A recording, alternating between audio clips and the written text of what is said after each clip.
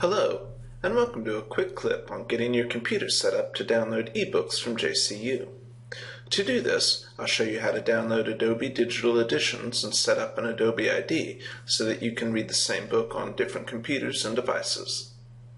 There are different instructions to follow if you are downloading an ebook on a mobile device like an iPad or Android tablet, so you'll need to see our video about downloading the Blue Fire Reader and getting an Adobe ID to read our ebooks.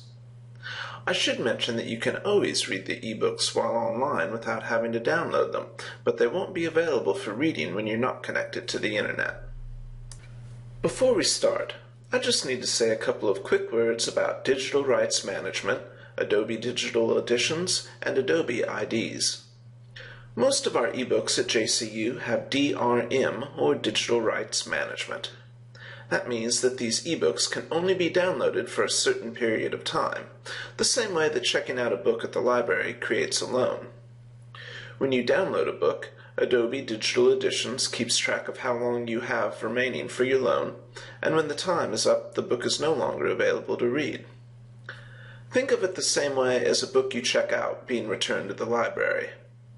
So that's why you need to download Adobe Digital Editions, and if you want to read the same book on different computers or mobile devices, you can get an Adobe ID which will give you access to the same book.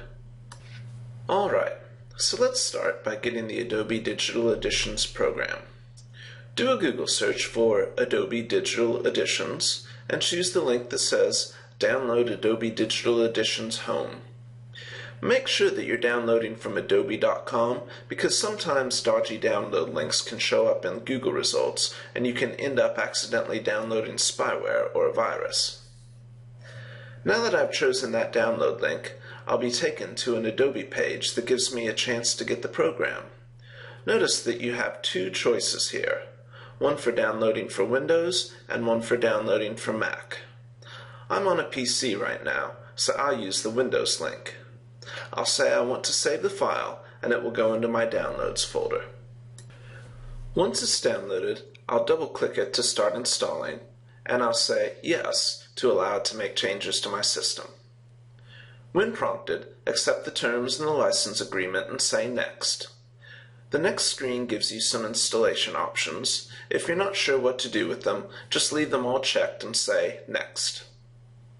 If you want to change where the file will install to, now is your chance to change it, or you can leave it where it is and say Install. After it installs, it will say Completed, and you can hit Close.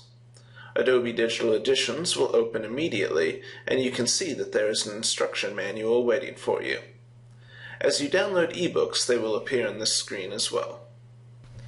Now, there is one last step you need to follow to get Adobe Digital Editions working with our ebooks. That is authorizing your computer. Go to the Help tab in the upper left of the Adobe Digital Editions screen and choose Authorize Computer.